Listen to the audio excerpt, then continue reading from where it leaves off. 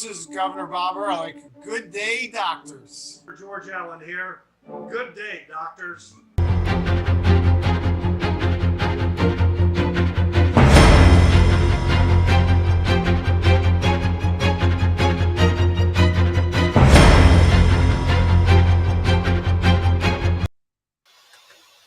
Good Friday evening, everyone. We're back. Dr. Shepard is a little late. He will be on as soon as he gets out of surgery. We're doing great. It's Friday, Hey, Dwight, April I 21st. want to know something. I keep looking at that intro. It's like, so when are you going to get former Governor Hogan to do his bit now? I know, yeah. I should actually reach out to him, And actually, I'm working on getting Scott Walker to do a little bit for that too. But it's yeah. Actually, I'm thinking of really redoing that opening too. It's like we've had that opening since at least a year now, so it's time for a change. Yeah, I'm surprised you haven't refreshed it by now. Yeah, I did our direct line. This is the opening I use for.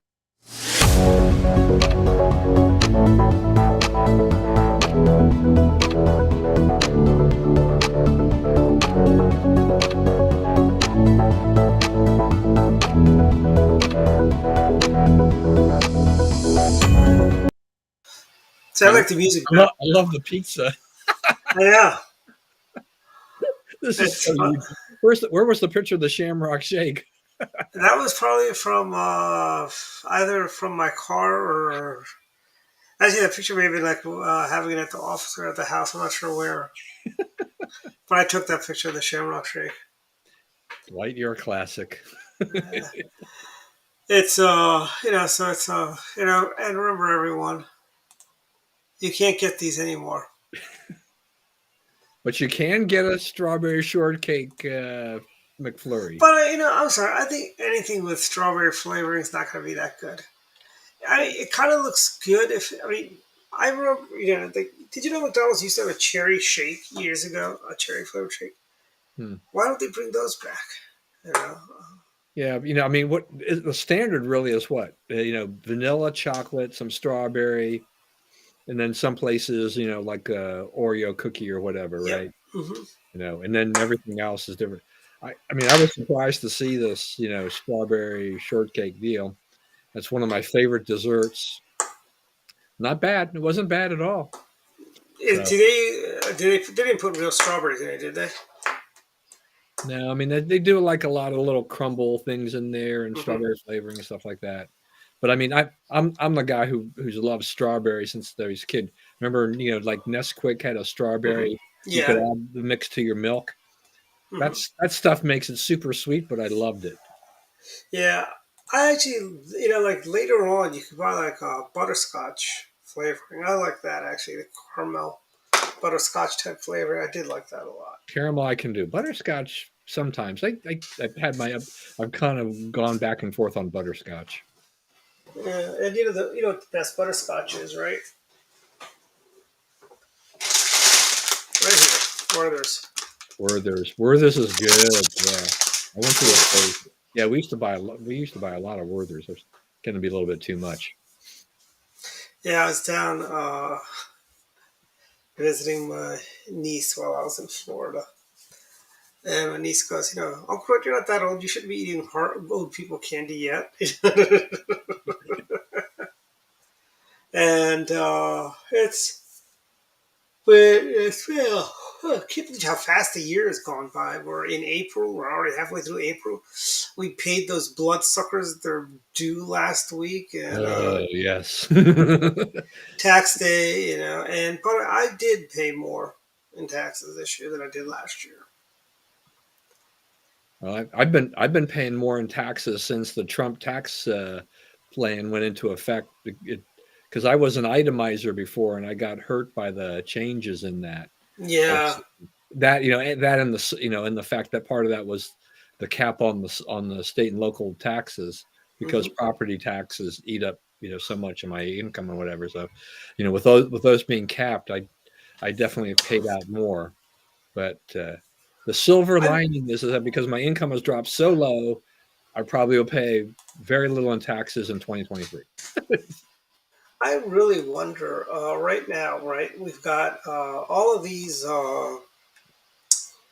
folks, like right now in Montgomery County, the property tax is going up. They're going to go up, and they go, oh, it's only a little bit, But, the great state of Florida, right? They have no state income tax. And the property taxes are about the same as I pay here. The sales tax is pretty much the same as I pay here, about 6% in Brevard County. And quite frankly, if I actually wanted to drive, I think it's a county in Florida where I can actually get 4% or 5% sales tax. So I could do that, but I'm not going to drive all over the place, frankly. Well, I think the property tax in Montgomery County, this proposal by Elrich to, he wants another 10% increase in this on the assessments. It's like, I think even liberals, just the general populace, I think they're starting to reach the breaking point. I mean, we've got an economy which is, where we have high inflation, high gas prices now. The last thing, you want to give them the triple whammy here by increasing their property taxes. Where are these people supposed to get all the money for this? Plus the fact that whole, I think it's a fiasco as to what the state did with that $692 homestead credit, and Yep. you have to go and apply to to verify who you are and everything like this. And if you don't make that deadline, if you don't make the initial deadline by May 1st, you'll have to repay the previous year's credit, and you don't get the next year's credit until you get that all squared away. It's been an unmitigated disaster in the way because they really didn't publicize it. They put that little buck slip into the property tax bill Yep. here and really didn't do much after that. And I think it's just been a huge problem. It's goofy because I filed for it, and then I had sent them an email looking for that. I wanted a PIN number, but it seemed like it was going to take forever. So I mailed it in, and then 4 weeks after I sent the form in, I get an email saying, we can't give you a PIN number because we already have something for you on file. But if I go and check my property tax records with the state database, it doesn't know I have anything on file. So the whole thing is screwed up. Okay, I mean, those people at Estet have no idea what the hell they're doing. They're utter incompetence at Estet. Yeah. Do we know anybody still at Estet? What's? Yeah, we know 2 people there. Is Mike still over there? Yeah. And Marcus is over there too. And it's just utter incompetence. Yeah. It's like, Westmore becomes governor and everything goes to hell in a handbasket, frankly. Yeah, it's very painful under this administration because it's like, I think, we knew that, electing Westmore, any Democrat was going to, give them the idea that they're going to be able to turn the state further left. They were going to try to undo anything that Hogan did, or at least take up the California, Joe Biden, Gavin Newsom agenda type of thing like that. And that's what we're seeing, right? I mean, it's like anything liberal that they can get through there after 8 years of being somewhat frustrated, they're pushing that through. I mean, the Biden administration has been doing the same thing. After 4 years of Trump, is basically, we're gonna make this the most liberal left government you've ever seen. Mm-hmm. And I think one of the biggest problems is, look at this. Welcome to the show, David. My apologies to both of you. Hope you had a good week. Hope you had a good week. Yeah, it's a good week. Very good week. We're just talking about paying taxes and property taxes, income taxes, all things. Although our property taxes are not as bad as they are in Fairfax County. Yeah. Well, I mean, you grew up in Fairfax. I'm willing to bet your folks, when you grew up in McLean. Yeah. I'm willing to bet they're paying a good tune. They're probably paying around $12,000 to $15,000 a year on property taxes. Yeah, probably. I was in Prince William County where I had my house, and it was still pretty high. But yeah, Fairfax is worse. My mother, in her case, it's tough because she's on a fixed income, and like you said, I mean, you're talking into the into more like 10,000 or so. Yeah. in property tax. So it's tough. But I think Fairfax County, maybe a lot of counties, they don't really care about keeping a lot of the older folks. Maybe they just figure Yeah. If your bringing. mom moved to back to Bethesda, she would have she'd be paying a little bit less in property taxes than McLean. Well, you're right because the land is so valuable here that even in Yeah. an old house, But still, coming to Maryland, she'd be paying a whole lot more in other taxes, though. yeah. Well, there are different types of taxes, and remember, we have this dreaded car tax, so they get us on the personal property tax. But didn't Jim like really reduce it down to like it's really low Yeah, now? yeah, he did a lot, but they didn't totally get rid of it. It was we still have remnants of that. It was being phased in and kind of just stopped, right? Yeah, they started getting rid of it, and then there was pressure to the spenders they wanted to spend, and we in Fairfax we used to stop the meals tax. I think they got the meals tax now. We've added a bag tax at the grocery store, which I hate, which Maryland had, and No, it's actually Montgomery County. It's not all, like I tell you. Well, it's in a lot of places in Maryland, though. I mean, You know who Howard doesn't have? You County. know what? I'm shocked. Who doesn't have one? PG County does not have a bag tax. Like when I go to Goddard and I go to the Giant or whatever around there, they don't charge me a nickel for a bag. yeah. And Anne Arundel County, they brought a bag tax in. They may have been the first ones actually. Howard Well, County has a bag tax now. well, Youngkin was able to reduce the grocery tax, except there's still a part where the county can have a tax, so it's not totally gone. Hmm. They reduced it to some degree, but like all the counties can also keep part of it. Look at Yeah, Virginia. You're paying taxes on milk, bread, and sugar too, right? Right? Yeah. yeah. I've never understood that. I mean, that's the thing about produce. Like, except for the fact that it just generates all this revenue. It's like, why are you taxing people's basic food? Yeah, I agree. It's Yeah, revenue. that shouldn't It's be taxed. revenue. It's Yeah, I revenue agree for with the you. state. Yeah, and I think you're right about the spenders. I mean, it's just like, and you're talking about your mother. I mean, you know, senior citizens, people who've got fixed income, the property tax, that march just that keeps eating away. I mean, just continues to go up and up and up. Yeah. I mean, yeah, I don't think any of these politicians in any of our jurisdictions here, and probably in most parts of America, they don't really think about those people that have lived in their houses for decades, who would prefer to live and stay in their houses as long as Yeah. they can, but Yeah. will may get forced out eventually because the taxes are too high. Their incomes are not keeping pace with the rate of the tax increases. You Right, know, because if they're retired and, like you said, on fixed incomes, and when my parents bought the house here in McLean, it was 49,000 or 50,000 in Yeah. 1969. Today, just the land, and I'm guessing, I don't know, but my guess is just the land's $500,000. Now, Yeah. when she moves out, ultimately, I think they'll bulldoze and a developer will build a McMansion because it's a pretty decent little lot. But yeah, just the land I'm thinking is 500,000. I may be wrong, but No, you're probably right, and I think the house is probably over a million. It's like Arlington, Virginia. Is like that too. You can't find a house in Arlington under $1 million. yeah. The scary thing though is in the real estate market because I just sold a house and got a good deal on it, but the realtor was telling me that the inventory's down, and I saw another Wall Street Journal report last night that there just aren't all that many houses on the market right now, Hmm. and so people are Yeah. staying put. But we, I'm going to end up looking. A lot of people are looking, and it's going to make it tougher for us that in terms of buying that there's a low Well, I inventory. mean, the buyers aren't really even out there right now, so yeah, it's gonna make it tough. But I tell you, you're not gonna see the craziness we saw the last couple years during the Yeah. pandemic, where people were spending, like out paying more than asking. Oh yeah. yeah, without inspections, even people who are not even seen, sight unseen, they're paying a lot. So Yeah, it's that Yeah, I would never do. those days, I think, because of the higher interest rates, it yeah, definitely has finally kind of cooled the market for that. But you're right. I mean, the housing inventory is not there. My daughter, she says, "Why don't you sell your house and then buy a cheaper house, and then you give the difference to my brother so they can go buy a house somewhere." And I'm like, "But we sell our house. Where do we go and buy a cheaper house?" In yeah, reality, that suits our needs, even though we're empty nesters.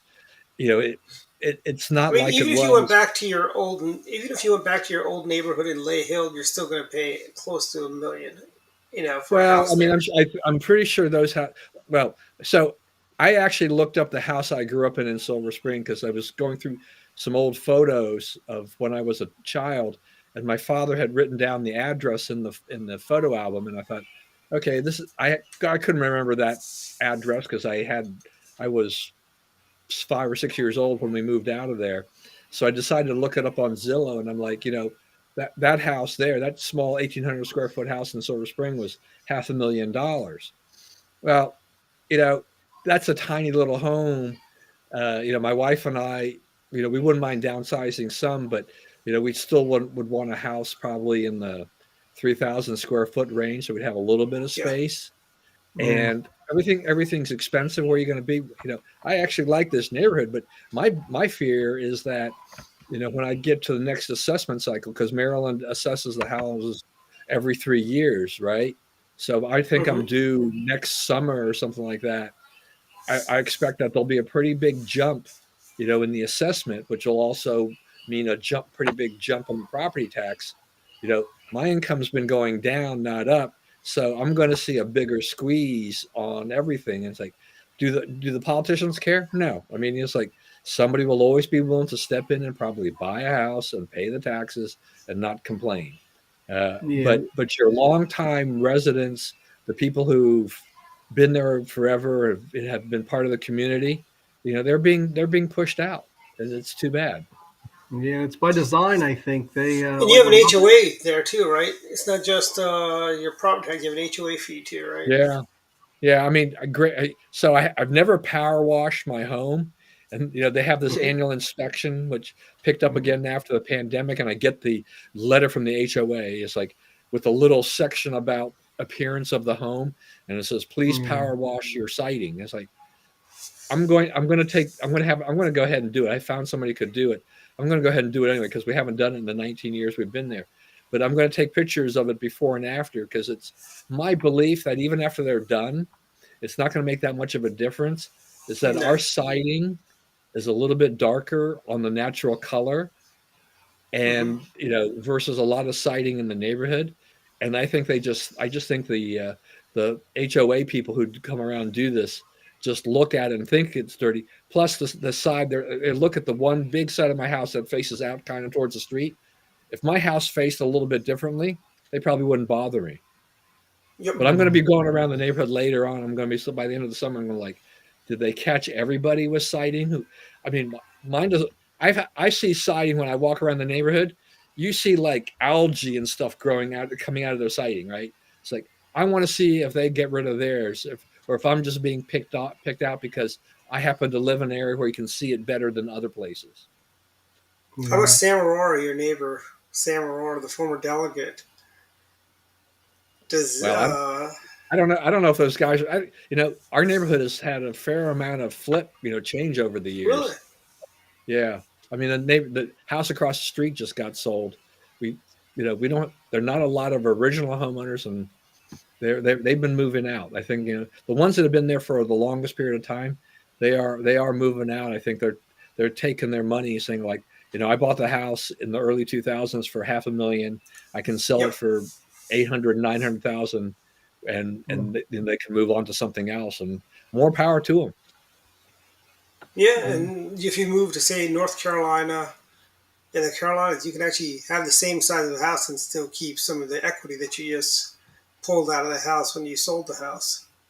Yeah, I Yeah. mean, I think it's my Maryland bias. As much as I hate the politics and the taxes, Yeah. the thought of leaving here is just harder because I look around. I'm like, I don't need Tornado Alley. I don't want to be in an area where there's hurricanes.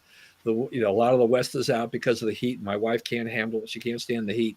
So you don't want. I don't want to be in Montana or Wyoming and then the wilderness. So it just shrinks the places I want to that would be considered. Go to the Northeast.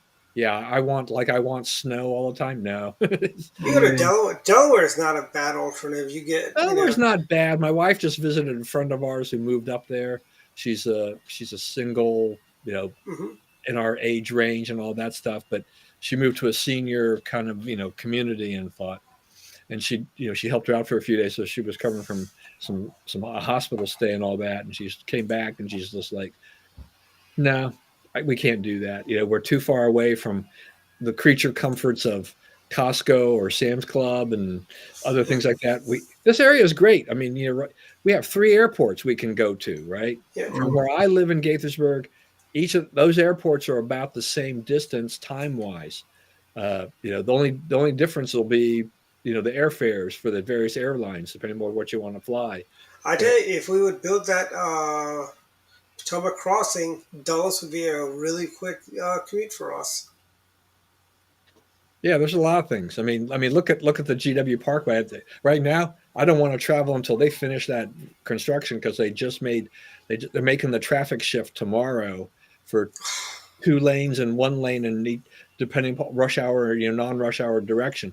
That's going to be a huge mess to me. Oh, yeah. They're also going to be resurfacing the Beltway in Montgomery and PG County. It's like, does it really need a resurface? It's like, I don't know, but I tell you, this was the big news week. I see the people at CNN are really giddy, and CBS, they're all very giddy about the settlement Fox reached with the voting machine folks. And just want to remind, CBS paid a hefty penalty for their lies they told about General Westmoreland and the Vietnam War. Yeah. I believe who was the Israeli? Was it Sharon that sued CBS and he won, or was that Time Magazine? But Time Magazine had to settle with I think so. Israeli. Yeah, I mean, the problem for a lot of these things though is like, I think you're suing on libel and things like that, and our libel laws are very tough. You've got to win on all the counts. And usually you can't. That's very hard to do. But the court costs, a lot of times, these people will settle because they look at the cost of litigation, and they say, we don't want to be dragged through this trial. It's we've already spent a lot of money on lawyer fees during discovery, et cetera, and let's just settle. We won't. And most of the time, they don't have to admit really any guilt. Yep. They basically settle. And that's what the lady at CNN was very upset about. About how Fox makes over $1 billion. They had to pay nothing on this, and you're probably talking about Allison Camerata, who used to work for Fox, right? Yeah, she was on the weekends. So I mean, I think we have to give some context to all of this. It's just that there was a lot of discussion in the media after Fox and Dominion agreed to the settlement. So it was just under half of what Dominion Voting had sued Fox for, right? A very big number, and Fox, OAN, Newsmax, they all are still going to face some other suits, not only just by Dominion, but Fox is going to have a big lawsuit, from Smartmatic, being filed against them. I'm not sure I don't know if Smartmatic has got as good a case as Dominion had. Dominion, during that discovery process, you saw a lot of the texts and other things came out, about what was going on at Fox and things like that. What upset the liberals, I think there are 2 things. I think one is that Fox basically all they did was admit that there may have been some misleading statements or some things said on there, but they didn't have to apologize, and they didn't actually admit wrongdoing, right? And the thing I think that got the media more upset than anything else, the Don Lemons, the Allison Cameratas, Jake Tappers, whoever, Keith Olbermann was upset because you pay that kind of settlement. That's a business expense for them. And so, we're going to be paying, they're going to get a tax break for that. I think Olbermann calculated that it's like $231 million. And so he went on a huge rant and everything like that about that. But they were salivating. They saw blood in the water. These liberals wanted, death to Fox, right? And they didn't care about anything else. They wanted to see, they were waiting to see Sean Hannity, Laura Ingraham, Tucker Carlson, Brett Baer. They wanted all those people. They wanted to get those statements under oath and see what they said, because they've been talking about the quote big lie, for the last few years, and they wanted to be able to have those people. Well, they said and They said the Hunter Biden laptop story was a big lie too. But before we get there, Don Lemon, he had Vivek Ramaswamy on his show. Yeah. And now, what if Tucker had Kamala Harris, the vice president, on his show, and he said, "Whatever you are." You don't think people would be calling for his resignation, his firing, and Mm. so on? While Don Lemon says, "Well, I don't know whatever you are," is pretty much what he said. It's like, that is very offensive, Oh, yeah. you know. Yeah, but And you know, he was something, I schooled. looked at that. I looked at that transcript, and I thought overall, Vivek just crushed him. Yeah, he did. Mhm. I think he. I mean, Lemon was trying. Lemon was trying to get an answer about this Dominion Fox thing, Mhm. and Vivek. He really kind of pivoted towards what he was interested in. And, the fact that he's declared as a presidential candidate, and the things that he could do, or the programs. He's got a very appealing platform at this point in time. Mhm. And he pointed out about just kind of the differences. I mean, CNN has kind of a viewpoint, MSNBC has a viewpoint, Fox has a viewpoint. I can appear on all these networks.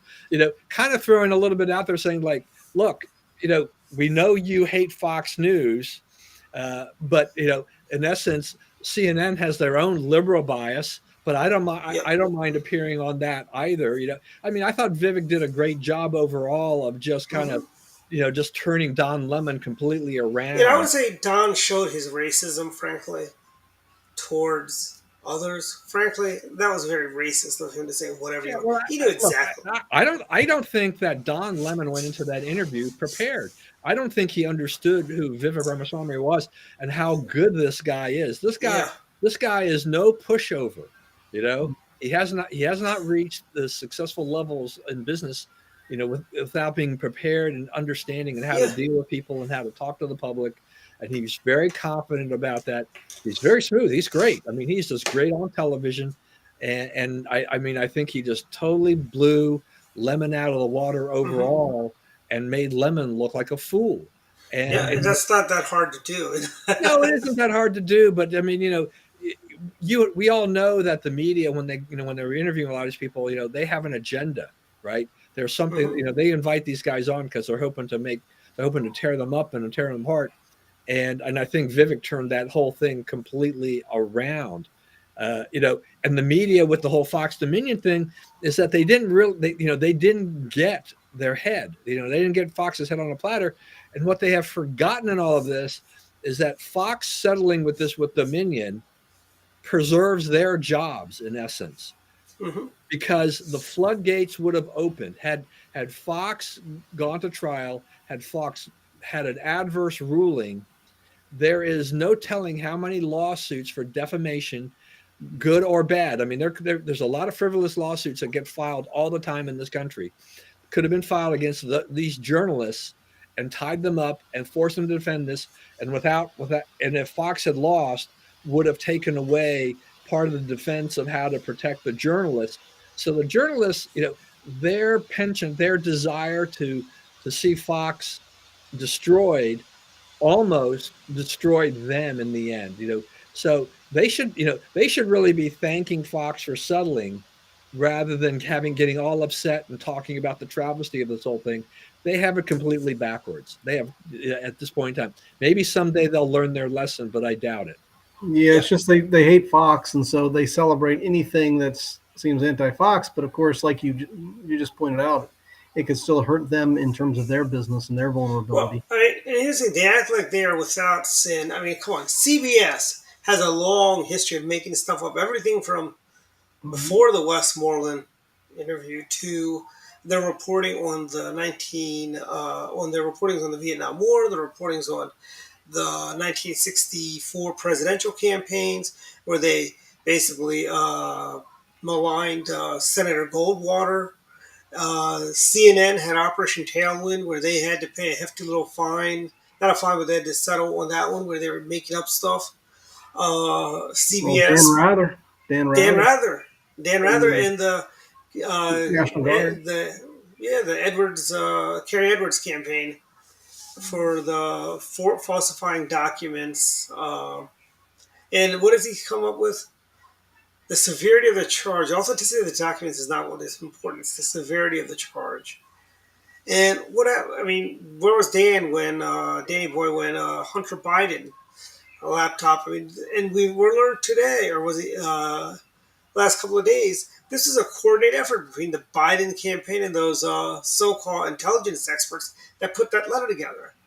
You Yeah, know, and I think Merrick Garland should be impeached over this. Frankly, yeah, Yeah. I agree. uh, Let me just throw one last thing on the Fox Dominion thing, and then we can. Well, I mhm. want then I'll make a comment too about this whole intelligence Yeah. thing too with those guys. Hmm. It's just that I think in general, Fox would not have gone to this degree with Fox had they not put the Sidney Powells, the Linwood Holtons, and even the Rudy Giulianis on the air as much as they did Yeah. without Yeah. basically fighting, without basically trying to balance that out, because they let those guys off. They let those guys talk about all of these things with the election, and they really didn't, try to offset that in any way. And they allowed these kind of conspiracies and all these things to foment and take on greater significance. I think if you remove these people, those elements, Dominion would have had a much weaker case in order to make for this, because it's these guys that really kind of were behind this. I mean, the text between the hosts and things like that about a lot of things that they didn't even believe in all of this stuff. But and that all surprises me in the one sense is that normally to get on cable news, they usually try to vet you. They try to run a series of questions for you and all this kind of stuff. But somebody really blew it here by deciding, whoever made the decision to say it's okay to put the Sidney Powells and people on there and let them go. But that turned out to be to their detriment. Hopefully that is all past them. They've learned their lesson and they can move on. And I As think this is probably the first time Fox has been sued for this sort of stuff. I believe in Well, its this is the history. first. Yeah, I mean, it was a major thing. We'll have to see how the Smartmatic thing takes off, but I think that Newsmax and OAN also facing lawsuits. They don't have the kind of money that Fox has, but I think that they went even further a lot of times than what they did, so they're probably even more exposed to potential damages and going through things. And they would be wise to find a way to to pony up some money so that they don't have to go to court, because I think that would blow those guys out of the water. I mean, OAN is already kind of a non-entity at this point after getting Yep. dropped from DirecTV. Newsmax was exposed for trying to squeeze more money out of DirecTV. And then they tried to turn that into, well, it's because we're conservative, we're being dropped and all this kind of stuff. But this was all about the money and the subscriber fees, and not about the ideology in the end. As you mentioned, Dwight, about this revelation with Morrell coming out there and testifying that Hmm. that it's really the Biden team. The Democrats reached out; they're the ones that put that whole thing together, to try to discredit the whole laptop story and all of these things, and try to sway the election. Yep. Yeah, I mean, I agree with you. I mean, Merrick Garland, all these people, anybody who's signed on to that document, somebody needs to hold them accountable for what happened here. And you know what Team Biden's doing? They go, let's go after the whistleblower. He should be fired because he should be put in jail. See, that is the problem. Today's Democrat Party, they want to lock up their political enemies. Richard Nixon did not want to lock up Bob Woodward and Bernstein over there, who basically were some people would say, and I'm not going to go down there. Woodward and Bernstein were both a couple of muckrakers who stumbled into some stuff, and it was like, I mean, what President Nixon did pales in comparison to what the Bidens have done. It pales in comparison to what the Clintons have done in the White House.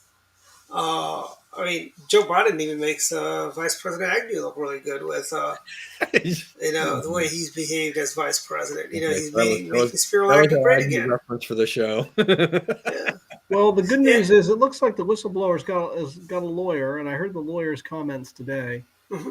So I think the whistleblower is fighting back, and hopefully, yeah, and the lawyer's comments. I mean, the whole thing about it is that the whistleblower, they've been very careful in what they've been saying, right? The Democrats are trying to go after them and trying to discredit this guy and their actions, and they use all the hearings and all these things that are going on with all the things around revolving around Hunter Biden and all these things. This is all political grandstanding, blah blah blah blah. Will they need to be doing their jobs. What were the Democrats doing for the last few years with the impeachment trials and all these things? Were they not grandstanding? Did they not go after stuff that where they had very little? They were making mountain out of molehill type of things like this. They were dragging Adam Schiff and that group. Are you telling me that the Democrats did not abuse their power? I don't think the Republicans are abusing their power yet. They're trying to get to the bottom of stuff that we've been trying to get to the bottom of. This whole thing with this 51 intelligence officer signing off on this thing and the Morell testimony exposing that it was collusion on the part of Biden and all these Democrats is like, hello. Where is the Democrat Howard Baker? What did the president know and when did he know it? Why is there not a single, even Joe Manchin, the darling of some in the Republican Party, why isn't he asking that question? That's the question. That's the question that needs to be asked. Mm-hmm. And Dwight, I mean, I think we're never going to get back to those days with people like that anymore. We are so polarized now that I don't see how we ever go back to the days of where we actually had even reasonable Democrats, the Southern Democrats, all those those guys, the blue dogs and whatever. I just don't. They've been pretty much eliminated and eviscerated from the scene, and it's this polarization that I think we've talked about before. Goes back to to Obama. When he comes in and he says that he's going to heal and he's going to bring the two sides together, and instead, by the time he left office, we were further apart than we'd ever been before, and it's not gotten any. It's just gotten worse since then. We're not coming together. I don't see in my lifetime, for whatever time I've got left, I don't see how we fix that. But yeah, I mean, Joe Manchin. I mean, Manchin. Yeah, Manchin's going to be in a tough spot because how's he going to position himself? When he faces re-election, with Republicans going to be on his tail, and the fact that he's been, his party has basically abandoned him in the sense of they've worked on this Inflation Reduction Act and said, okay, well we'll get this and this, but they basically have reneged on anything that's of interest to West Virginians on energy, right? They're killing West Virginia energy, and Manchin signed off on this, and now he's like, why did you trust the Democrats to do this? Why did you trust their fellow Democrats to do this? They are not acting in your best interest. You're trying to represent your state. You've just gotten totally screwed over. Mm-hmm. Yeah, and I don't. That's why Alex Mooney will be the next senator from West Virginia. Well, they've got a tough. Justice, I guess, is going to run, right? He's going to run, yeah. Well, Alex is also running too. Yeah, I thought Alex too, but I think Justice will be very difficult to be. I mean, he's the governor. He's got the name recognition of Justice is going to be, hard to overcome because Mooney represents a specific area. Yeah, and Mooney's also not a native West Virginia, as we know. Yeah. He was a great state senator. The only thing that Justice has got to deal with really is, the far left environmentalists on his coal business, right? But for a lot of people, that's a plus. Because I like Alex a lot, but I just would think that Justice it's going to be hard to beat Justice. Also, Justice would be an easier win. It'd be a slam dunk. It wouldn't be a nail biter, frankly. Yeah, but Justice is getting up there. I wonder how old he is. He does seem kind of up there in years. I guess. Yeah, he is up there. Yeah. It's not going to stop Joe Biden from running again. Yeah, that's true. And Roscoe Bartlett was pretty much in his 80s when his last campaign. He was like in his 80s, I think. I remember his son. His son ran, right? His son was a delegate, right? No, that's different Bartlett. Oh, really? I thought it was. Yeah, no relations. Yeah. Uh-oh. No relation. Yeah. But I like Alex a lot. But that could be tough getting that nomination. I mean, Alex is still young enough that he can wait a little bit longer to try to take a step or whatever. And I never thought it would be a big deal because, and you guys are Marylanders, maybe you'll disagree with me, but I always thought of Western Maryland as kind of a lot like West Virginia. And so politically, I didn't think it would Well, hurt they them. want to join. They want to secede and become part of West Virginia, Yeah, Western I guess Maryland. so. Yeah, so I didn't think that would ever hurt. I didn't think that would hurt Alex that much when he went over there. Our leader in the state house was one of the few that signed the petition to secede. Oh, really? Wow. Yes. Yeah, I mean, on the West Virginia thing too. I mean, they have a couple of these, you center right coalition type of things, right? The Grover creation that exists in a lot of the states, and I met the guy that was running one of the bigger one, a few years ago, and they were working on forming. They had a smaller one, but it actually reached into Maryland to like Washington County and things like that. They could actually cover areas of interest to both West Virginians and those in certain parts of Maryland. Mm. So and it they was got the same almost like it was concerns. borderless at that point for that area. Although I'm waiting for David, I'm waiting for the governor that runs for Virginia that will run on the plank of unifying the two Virginias.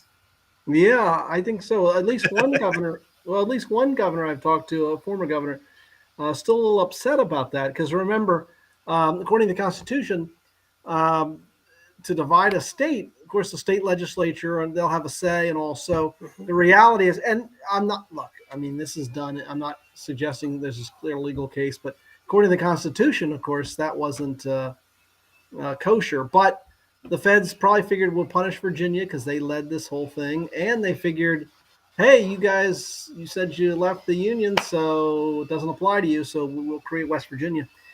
The other thing about, the other And thing about also it West does. Virginia, the other thing about West Virginia is that it sort of made sense in a way for them to secede from Virginia at the time because they didn't have the slave economy so much. In terms of energy, they figured that they're better off with the North anyway, especially as an energy state, coal coming online.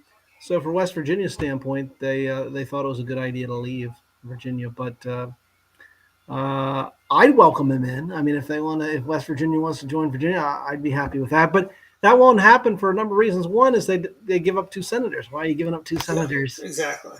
to join?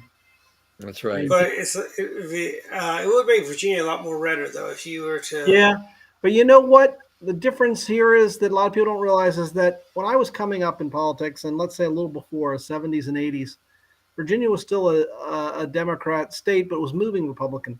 Yep. So you might look at it and say, if West Virginia was part of Virginia, that would happen sooner. But no, because remember in the 70s and 80s and even into the 90s, West Virginia was still a Democrat state. Yeah, I mean they would vote for Democrat for president. Yeah, I think it was Dukakis won. As far as I know, Dukakis won West Virginia. So no, I thought Bush took 49 states. Reagan did. I don't think Bush ever took 49. I don't think Bush took that many. No, Bush 43. Bush 43. He won West Virginia. I want to say in 04. Yeah, I was thinking HW, but I was thinking Dukakis, who ran against HW in '88. I think Dukakis won West Virginia though. I want to say I could look it up real fast, but I want to say that was a 49 state beating that he took. Well, Dukakis won. He won more than that. I mean, he won more than one. Massachusetts, of course, New York. He won. George H.W. won. The only one in my lifetime that took 49 states would be Reagan. Well, I was a little baby. I would say Nixon did too in '72. Nixon. Yeah, I was let's see. I was a couple of months old when Nixon took office. Yes, Michael Dukakis did win West Virginia. He also won Oregon, Washington, Minnesota. Yeah. So my point Wisconsin. is, we think of West Virginia as a red state and a Republican state. It is now, but for most of our lives, it hasn't been the case. That was a recent phenomenon going back to.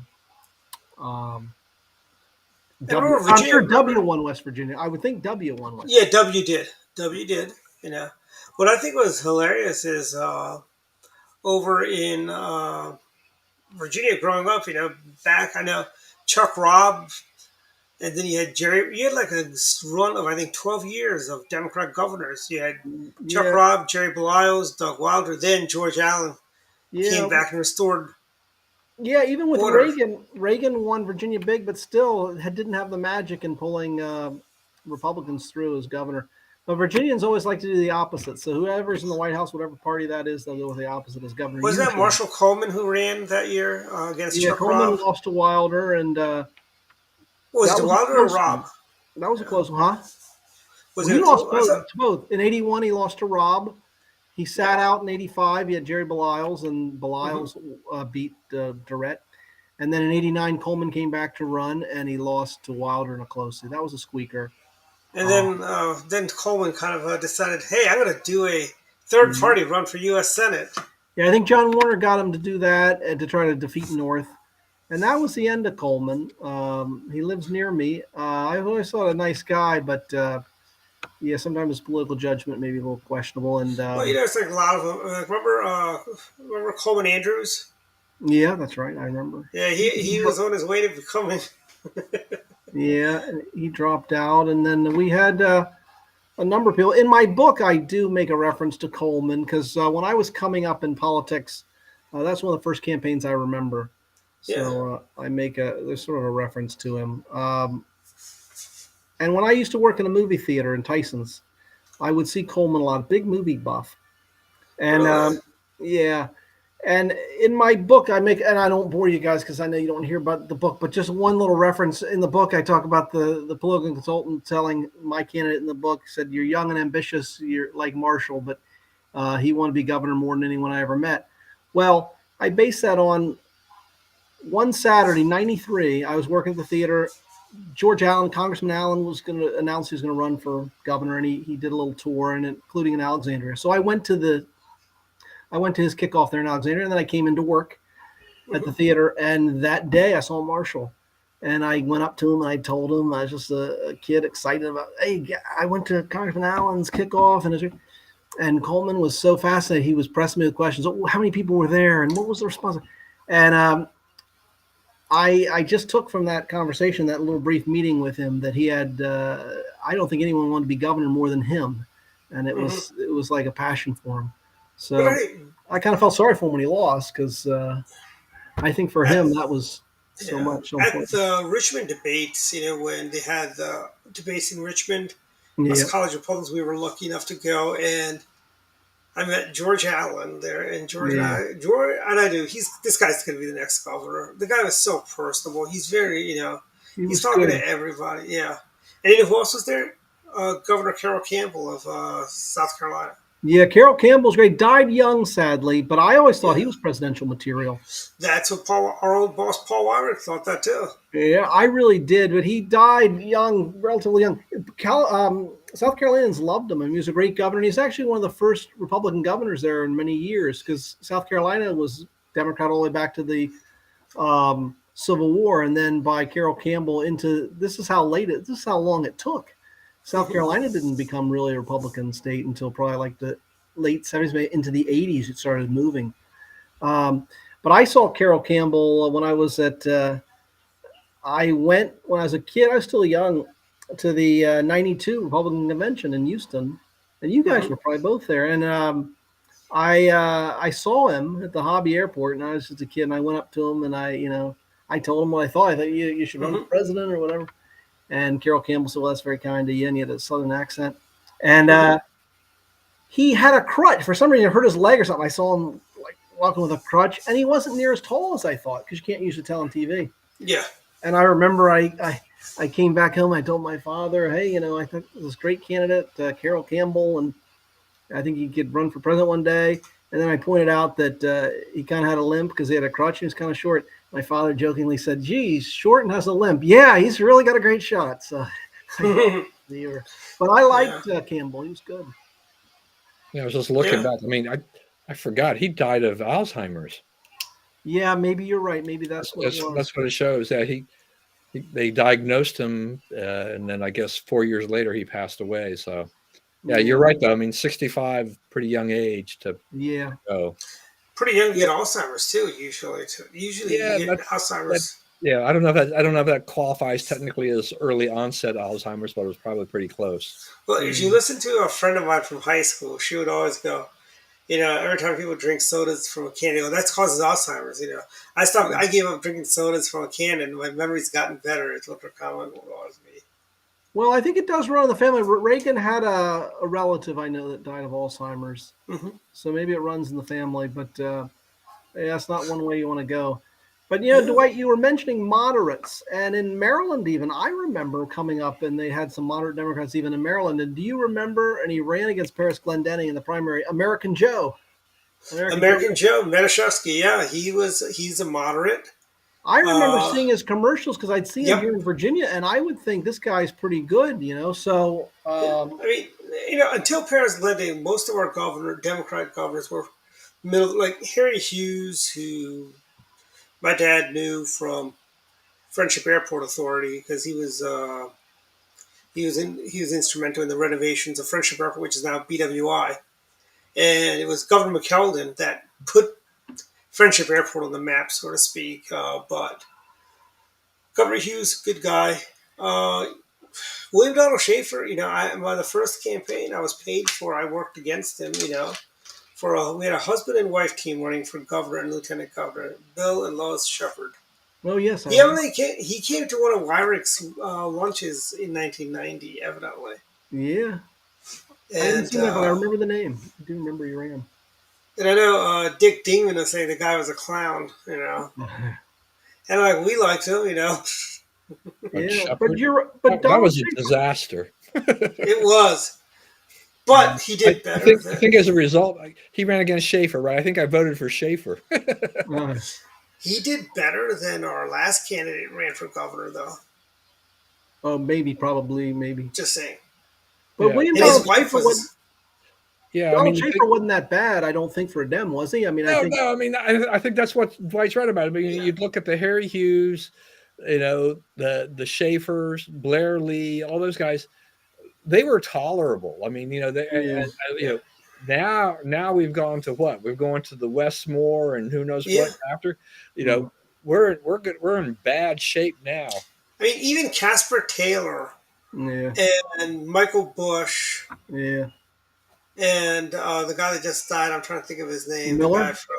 Yeah, Mike Miller. Were tolerable compared. Yeah. I mean, Anthony Muse, who is a state, I'm not sure if he's still in the state senate, but he's from PG County. Yeah. The Democrats primaried him because he would not go along with him on gay marriage. Yeah. The left is totally taking over Maryland. So, my thing about Maryland mirroring California is becoming more true than it was before. There were some things under O'Malley that were already going that way. With some of O'Malley kept seemingly trying to adopt everything California was doing, and luckily we wound up with Hogan to kind of slow that train. But now the Democrats have got firm control of the state legislature now and the governor's mansion, and it's kind of like, this is just, we're going to get steamrolled here for 4 years. So do you think Hogan, he slowed the tide, but do you think there's any no reversal, do you think? I mean, it just picks up where it left off? Well, here's the thing. Larry Hogan, who was governor for 8 years, no tax increase, no toll hikes. He cut the fees and regulations. And then now you have Westmore. Rumor is they're going to more than double the tolls. More than double the tolls at the Harbor Tunnel, and as well as the Key Bridge and all the other tolls, including the Maryland Turnpike. I bet you didn't know we had our own turnpike. No. It's that little isthmus of Interstate 95 north of Baltimore. So what did Moore's opponent get? Did he even get sort of the Republican base vote, you think? I'm sorry, I just wasn't. He had the Trump people behind him. Yeah. But Hogan didn't do anything for him, I assume. The guy, he was a complete nutcase. It's like, there's no way I could, it's like, this was just horrible. Yeah. What kind of choice we were left with between Cox and Moore? That was not a choice. It It just Yeah. it reminded me of just of what we just mentioned. Sheffield against Schaefer. It was like Yeah. that's ugh. But Bill did better than Dan. Dan got 32% of the Okay. vote, Well, that's rough, man. Only 32%. and Westmore got 64% of the vote. Oh man, that's kind of surprising. What was Moore's background? Was he in the legislature or? No, he was just a business guy. Or He was an advocate of school choice until he became a governor. okay, until this time, until now. Yeah, Yeah. and this is what he believes in. Yeah. Well, Yeah, I mean, yeah. to your point earlier, your question earlier, Dave, about reversing Hogan. And this was on the taxpayer dime, David. Oh man. Well, It's just that I mean, since Hogan didn't have a legislature that was you know under his control. I mean, it was still heavily Democrat. yeah. I mean, Hogan did what he could by using executive orders and things like that to try to get things done. He lowered tolls. He did a lot of things like that. Yeah. So I mean, Moore can undo a lot of those things, and then Moore's got the legislature behind him, right? So Yeah. they're ready. They're ready to just kind of run roughshod over us with laws. It's a shame. I mean, we had some pretty good years under Hogan. The Yeah. economy did pretty well. He held things together. Uh, he I think as a governor, as a Republican, he did about as well as could be expected given all the conditions that were there. Yeah. But you put a liberal Democrat in there, and you're just seeing that the the state house, the state senate, they've been waiting for a chance to go through here and enact their agenda. I mean, and to me, it's a little bit like the Democrats get the White House, they don't get Congress this time around, but they're trying. They've been able to push through a lot, certain parts of their agenda, and Yeah. it's been a very left wing agenda since Biden took over. Yeah, that's true. And it's only going to get worse. I cannot believe he was able to, how fast he was able to screw everything up in his first Mhm. 8 months as president. Yeah. Well, you notice right now. I mean, at least as far as I can tell, the administration has been very quiet lately on gas prices. They're going up, by the way. Right, and they haven't talked really much about inflation, and they don't talk about the deficit, right? Because the deficit was what, at 1.1 trillion for the first 6 months of the fiscal year. Yeah. Before that, Biden was talking about how they'd reduce spending, without mentioning the fact that we'd spent a ton of money because of COVID. And Yeah. so, they really weren't reducing spending. It was just the natural order of things is that COVID spending was not there anymore. So it was going to lower their spending total. But, instead, we're seeing what happens now is that, we still, tax revenues have still been good, but the Democrats are out there like, oh, we got to spend on this. We got to spend on that. They're out of control, and there's a lot of those things, happen, where the Republicans couldn't stop them, but at least with the Republicans in the House, they can slow that roll a little bit. But it's always a little bit of a conundrum. How much of this, do you want to pin on Biden? How much of this do you slow down versus say, okay, Republicans, are you really the principled, fiscal conservatives that you say you are? Then you got to make sure you get the fiscal house back in order again here, because Yeah. our country's a mess on this. Yeah, I agree. And Biden's, I guess one thing that surprises me is that the media, I knew the media would be soft on him, but I'm surprised how soft they are on him. Through all the latest scandals with the Hunter Biden laptop, all these things. And it's just such kid gloves that I'm even a little surprised. I thought maybe I shouldn't be, but I thought it'd be a little tougher on him, but it's soft. No It tough is. questions. And he's got all these people that protect him from answering, like Karine Jean-Pierre and Yeah. others. But we're at 7:59, Don, Oh, yeah. so we're at Yeah. final thoughts. We'll start with you, Don. Final thoughts.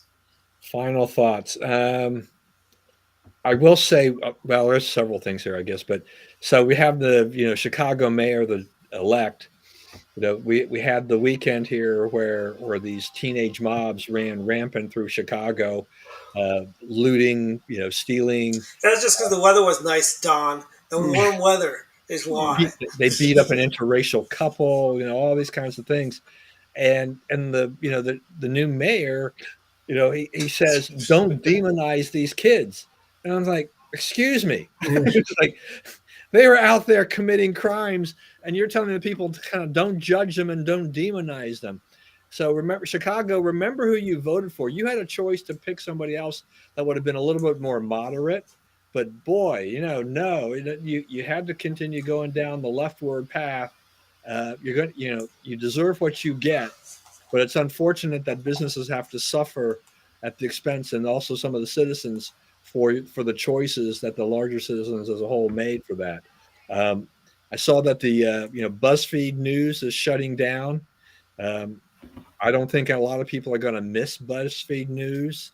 I mean, even one of their founders, had left for the decamp for the New York Times a few years ago. Except they did win a Pulitzer Prize a few years back, but Wasn't that on the hunt for debunking? BuzzFeed News just never really established themselves, and I'll always remember them for their listicles, and so hard to take them as serious journalists. I had a friend of mine that used to work on the Hill and then went to work for the Chamber of Commerce, and when we used to have the regular Heritage Foundation bloggers briefings, every time BuzzFeed came up during those bloggers briefings, he would always go, BuzzFeed is bad for America. So I think my old friend Sean Hackbarth has been proven right, and their demise, I will not miss them. Though what they're left with now is that they're going to just basically left with HuffPost, which they bought a few years ago, which is not exactly a whole lot better in my opinion with regard to that. There's the Republican in the House, in Tennessee House, resigned. He had voted in favor of expelling those the Tennessee Three, which was really a misnomer in terms of trying to elevate them to some hero status, as the media and the liberals did there. They were leading the insurrection in Tennessee, Don. The thing is that the Republicans screwed up here, in my opinion. You can reprimand them for their behavior, in the House, but to expel them, especially when you basically know full well that they were going to get reappointed. Exactly. When they face re-election, they're going to get reelected. What have you done? You've gotten Joe Biden to invite them to the White House. You now have equated them, with like the Little Rock Nine, all these other civil rights things. This is not a civil rights thing. These people were backbenchers. Nobody even knew who they were outside of Tennessee, and now they become national names. So Tennessee, Republicans, you had other ways of dealing with this, but you had to do this, which also equates you with Democrats who practice this type of reprehensible behavior. Republicans or conservatives, we're better than this, okay? We don't need to be doing this. And hopefully, maybe the silver lining in this is that, well, maybe they learned their lesson. They will never repeat this mistake again. It was. Don't count on it. Yeah, that's true. But they just should never go and doing this. And then I do want to give some kudos to Elon Musk.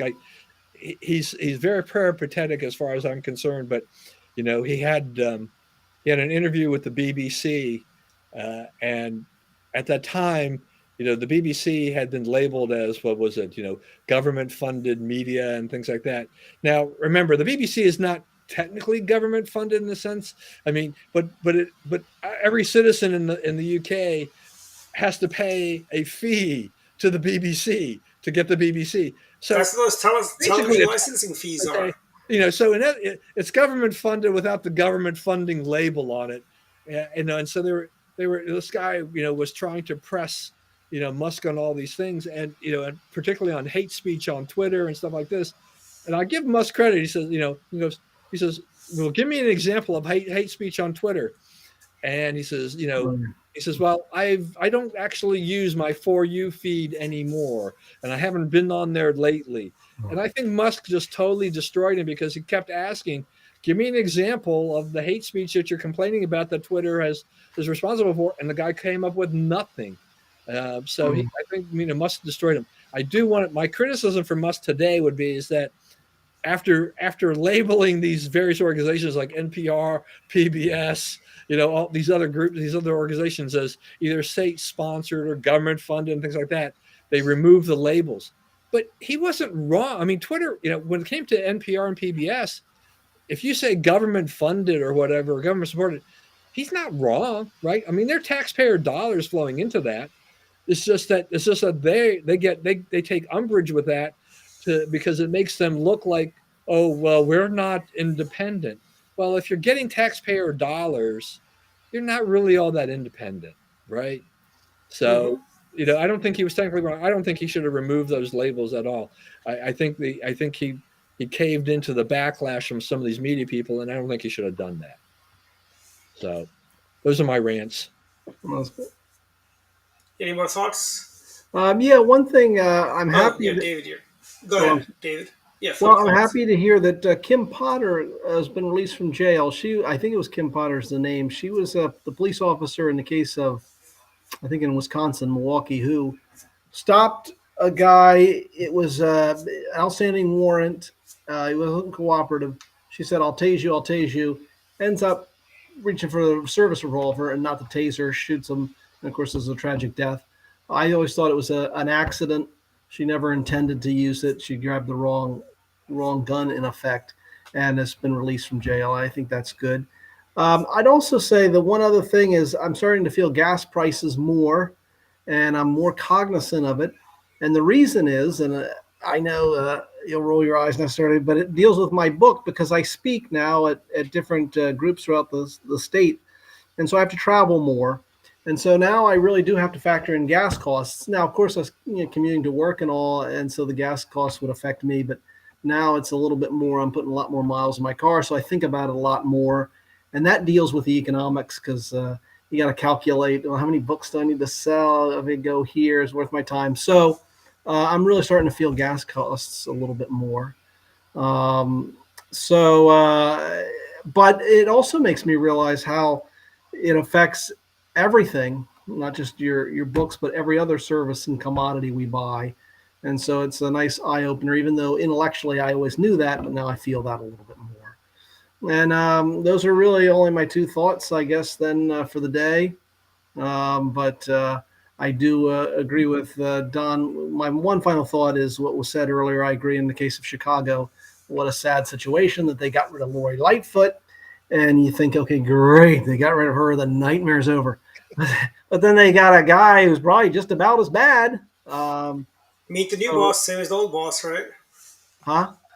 Meet the new boss, same as the old Yeah, boss. I know. No, really no better. And then demonize the kids for doing it. You should demonize people if you go around beating people, looting, and committing crimes. Yeah, we should be demonizing. I'll tell you this, David. Until the mayor said we should be demonizing, I felt so bad about. After he said that, I felt so bad for demonizing Charles Manson and Jeffrey Dahmer and all these mass shooters. I feel so bad. I shouldn't be, demonizing the perpetrators of these crimes. Well, morality is you should use bad examples, and so when people do bad things, you should point that out and say that's bad. Yes. And in a sense, that is demonizing, but that's for the greater good. So I just want to say Kim Potter was from Minneapolis, and I think that's also why you get elevated more interest coming out of Minnesota. Yeah. Okay. All right. Yeah. Well, I'm glad she's out because I didn't think that was right. I thought it was an honest to God accident. If you saw her reaction afterwards, and she even says, "I'll tase you, I'll tase you, I'll tase you," and then as he drives away. So I didn't think it was. I think it was some political correctness in going after her, but it was not fair. Well, I mean, if you look at this, right, you saw the Democrats this week when you had the Congressional Committee meeting in New York City where they had all the victims of crimes. You have the Democrats get up there and blame the victims. Yeah. They I remember seeing that. You've turned into props. Yeah. It's like, what are you guys doing? It's like, I mean, come on. But that one woman was giving it back to him. I mean, she wasn't putting up with that. She was. Oh yeah. Her son was murdered by somebody that Alvin Bragg let out. Yeah. Well, that's a scary time when justice has become so political and going after Trump because he's Trump. That's why they go after him. And you're talking about basically a misdemeanor. You're spending all these resources to set a precedent for basically a misdemeanor. That's just ridiculous. They were going after the whistleblower. Yeah. And I thought we protected whistleblowers. That's what we have. Whistleblower laws. Misdemeanors aren't good, but you shouldn't be. The state's really abusing, sort of the power or criminal justice system. They spend a great deal of resources for going after someone for just that. Very true. Very true. Well, thanks, guys. Yeah. Looks like I've got ahead, but Yeah, I got to finish my final thoughts. You don't get to. Oh, jump I'm on sorry. that I apologize. fast. Yeah. We're not done until Dwight closes the show. all right, I apologize. I'm sorry. Anyways, my final thoughts. A couple things. One, last night I was over in Baltimore City at the Republican Central Committee. There, great committee out there. Go out there, take a visit. It's not so they got good parking where they meet at the hotel. It's good parking, a lot of fun. Everyone should go out there. Two, I want to say that I have not been watching Picard at all, but I did watch the final episode. It wasn't bad. It was good. It was entertaining. It reminded me of the old Star Trek, And it's good. Well worth the watch, I think. I may go back and watch the series, but who knows? I don't know if I have time for that. But that also, Red, White, and Blue Dinner is coming up Saturday, June 17th at the BWI Marriott. Our speaker is the great Governor Kristi Noem of South Dakota, the state of fracking. And she's a great guest. She'd be awesome. Come on out, buy a ticket. Tickets are low $225 are the ticket prices for the event. And if you go to mdgop.org, you can go there to buy your tickets there. And also next month, our friends at the Montgomery County Republican Club, they've got Delegate Chris Tomlinson coming out talking to the club about the legislative wrap-up. And Delegate Thompson, many of you guys remember, used to be one of the original doctors of Doctor Politics. That's about it. And the taxes have been paid. So Joe Biden can take my money and give it away for a frivolous project. Maybe Hunter Biden, he'll be paying Hunter with my taxpayer money. Well, there are lots of art students that need their debt paid, so your tax money can go to pay off your debt. Yeah, it's really scary how much money we pay in taxes in a year. Oh, yeah. I know, it's very scary. But that's it. We'll see everyone next week. Bye-bye. All right, see you guys. Bye.